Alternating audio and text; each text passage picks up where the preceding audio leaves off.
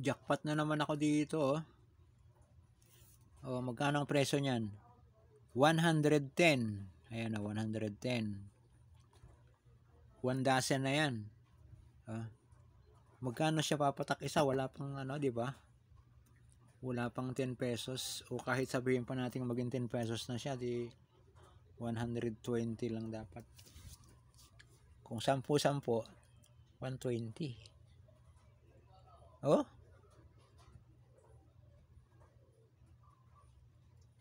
Stainless steel talaga siya. Oh, hindi talaga siya nagpe-fade. Kaya lang, syempre yung bato niya,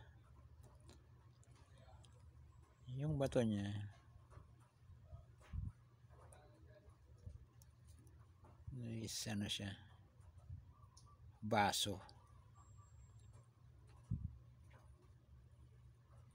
Pero hindi ka nalugi dito. Binebenta siya ng retail ng ano, 30, 25. Pero ako binebenta ko siya ng ano na lang. Pwede na siya sa 25, 20. Ah? Saan ka pa? Hindi talaga siya nag-ano. Subok na subok ko na itong mga ganito. Marami na akong suki sa ganito. Satisfied talaga sila sa quality niya.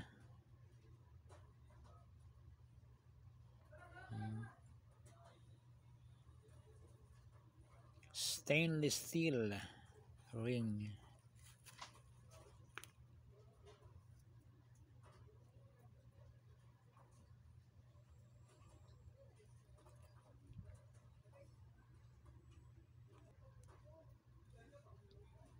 Sa mga anklet naman, wala pa kasing bagong lumabas, mga ganito pa rin. Pero hindi pa siya nagtaas ng ano, ang presyo. Ganun pa rin, 25 pa rin. Stainless steel anklet.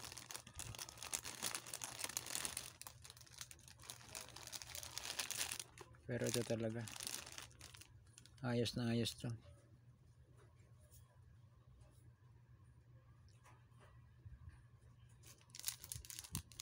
Sa bracelet naman, wala pa rin eh. Wala pa rin bagong design ng stainless steel ng bracelet. Siguro next time na lang. Okay. Thank you for watching.